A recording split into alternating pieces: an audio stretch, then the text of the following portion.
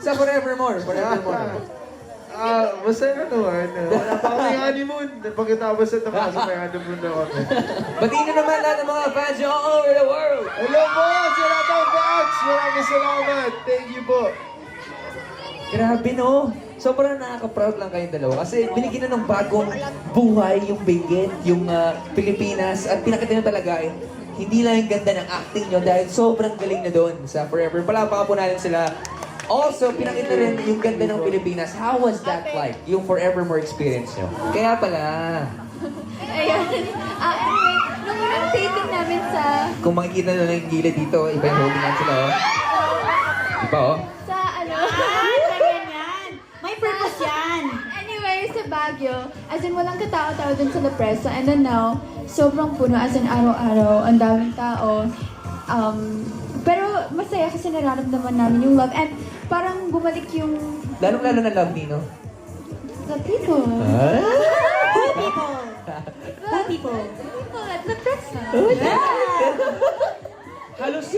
Halos kabababa nyo lang siguro ng Benguet. Naramdaman nyo ba na nagpaalam na ang Forevermore sa inyo? Actually, ako hindi ko pa nararamdaman. Siguro, sabi ko nga kay Mike, yung makeup artist ko, siguro mararamdaman ko pa siya after a week na hindi ko pinapurchase. Pati yun. ako kulot. Sabi ko nga, gusto nila akong going straight ngayon. Sabi ko, wag muna, bagat muna. Anong pinaka-favorite cake nyo sa Benguet? About Benguet. O sige, usap mo na kayo. Para sa akin yung weather. Iba yung weather doon. Totoo, di ba? Kapag malamig doon, masarap.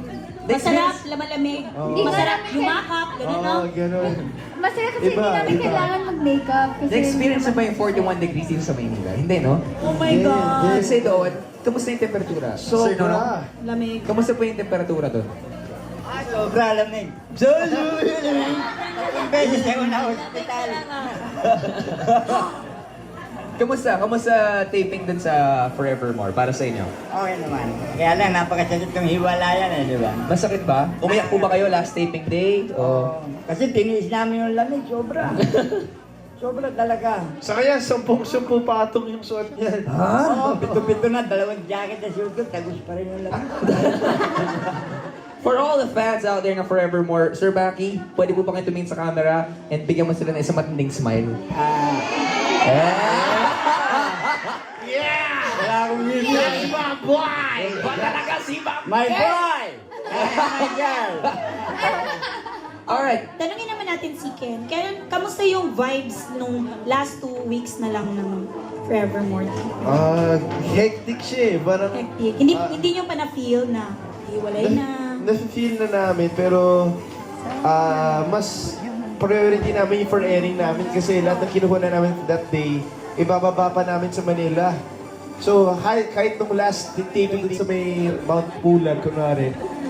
Tapos, 3 o'clock na, I cut off namin 2 p.m. para sa material para ibaba. So, pinin namin, sana umabot to kasi itong ending, hindi to umabot pa kami ng ending ng Forevermore. Pero ginawa pa rin namin, yun lang, gusto lang namin matapos ng masaya at patunayan sa tayo na may forever na talaga. Oo, di ba? And Yun. we have to give it up for these actors and the actresses sa Forevermore kasi it requires a certain skill na mag-taping every single day plus na hindi pinapakita yung pagod sa harap ng camera and to tape really good. Kasi kailangan perfect yung scene kasi kung puro take 2 ka, take 3, kamusta ba? Hindi naaabot yung mga material na So, pero kasi yung last scene, si Direk na bahala. Okay na bahala dyan. Ito yung lines. Iniba lang namin. Tapos kami na lang, ad-lib na lang kami. Tapos grabe yung ulan, hindi yung rain effect ha, totoo. Totoong ulan na hindi dapat. So, na nag-start kami, action. Umulan na todo. So kami, sige, tuloy na natin to. Tapos kailangan pa namin gumawa ng adlib kasi may mga lines na parang, ang ganda ng view, sayang wala ka dito. So sabi na lang namin, sayang ang malas ko naman, umuulan na nga, wala pa akong nakikita. Tapos lumapit ako kasi maybe all you need to see is me. Adlib na lang namin. Okay. Madaling mag-adlib pag galing sa puso. Totoo. Ramdam, oy, tingnan ko. Okay, since na-mention na yung kubo, o yung kubo scene. Kubo? Ano yun? Kubo? Kasi kinukubo Social? eh. Okay. Kinukubuhan ka? Since na-mention na yung kubo scene, pwede bang explain sa amin yung totoong nararamdaman nyo Yeah. nung ginagawa niyo yun? Sobrang lamig, bro. Kasi alas Pero 4 pare, na kahit madaling sobrang araw. lamig nung scene nyo doon, lahat ng mga pamilya namin, ang sabi sa'yo, sobrang hot yung dalawa. Ang hot mo doon, Yes, Enrique. sobrang lamig kasi rain effect yun. Siyempre, rain effect. Alas Bagyo 4 ka na pa. kami, pag-action, kailangan tumigil yung panginginig ng baba namin kasi di maganda. So, ang hirap pigilan, tapos umiiyak ka pa, tapos buti na may kayakap ka. Si Baki, oh! Baki! Gusto namin malaman kasi ito yung isa sa mga kauna-una pagtatambal na ginawa ng Biskin eh. Kamusta po ba sila sa set? Kamusta po ba sila sa set? Okay lang, pero wala naman ako nahalata. May mga... Sir Nonong, may mga Magaling, chismis magaling. ba kayong pwedeng Oo. sabihin sa amin na exclusive na nakikita? Sa, kunwari, pag walang taping sa tent, may nakita po ba kayong kakaiba? Kinikilig po ba kayo? Sa dalawa? Oo. Wala naman, kasi kanya-kanya silang tulugan eh. Yun nakikita. Hindi mo lang alam. Yes, yes. Kape namin yan, sige Baki. Pero kayo po ba, pag nakikita sila, anong nararamdaman nyo? Gusto ko, huwag na sila mag-iwala. Meron ba kayong unforgettable scene in the show? Bagay na bagay. Unforgettable scene. Anong pinaka-favorite? Unforgettable scene or memories? Ako Favorite yung kubo. Yung kubo. Bubo. Tsaka yung binato ko siya ng repolyo. Oo, Favorite ko yun. masakit ba talaga yun? Hindi naman, masakit lang dahil nahulog ko dun sa babahong Amoy suka na. amoy suka na puti. Pero okay lang. Ako pinaka-favorite ko yung nasa eskwelahan kami. Yung nagjo-jokes kami. Ayun, yung Tapos ano. pinipigilan namin tumawa. Kasi mga jokes namin, kami Mag-joke lang. ka, mag-joke Totoo. ka. Kasi yun ang mga joke, kami lang yun eh. Mag-joke ka. Anong alam mo lang nagsusot? Anong hype nagsusot ng bra? Aba. Anong hype nagsusot ng panty? Ano ba? Eh, anong hype nagsusot ng brief? Alam mo nga nila.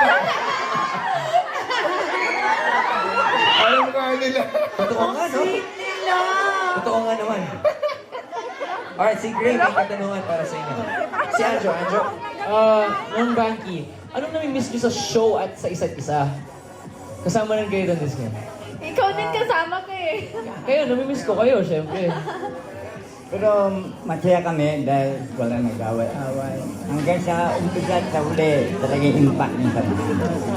Wala At nag-reflect talaga yun sa lahat. Kasi kung ano yung nakita namin sa La Presa, sa Benguet, sa Baguio, talagang dinala niyo yung pagmamahal at ibinuhos niyo sa lahat ng mga pamilya natin. Kaya maraming salamat po at nabuo talaga yung Forevermore.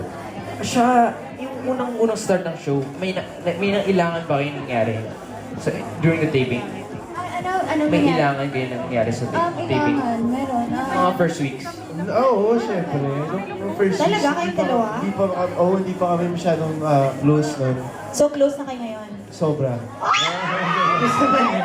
Siyempre kasi nasa bundok kami lang nag-taping doon, walang tao, kami lang. Sobrang So wala tahimik. kaming kausap kaya. So, siyempre, Ano, walang choice? Is it safe to say, Enrique and Liza, na medyo nafa-fall na kayo sa isa't isa? ilang beses na ako nadapa eh. Seryoso. Dami ka ng sugat, na-fall na ako ilang beses.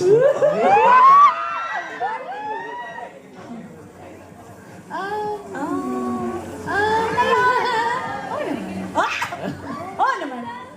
Nakita niyo yun? Na-record niyo ba yun? Na-record niyo? Very sweet, pero alam mong totoo, di ba? Alright, anong naiwan ng Forevermore na show sa inyo? Anong ibabaunin niyo mula doon? Si Sir Banky, si Nonong, ano pong ginawa ng Forevermore sa buhay niyo? Malaking tulong, yung bagay. Tsaka for 30 years, medyo ngayon lang ako nakilala. Wala ba ako na Sir Nonong? Palakpakan din dito, Baki! Diba?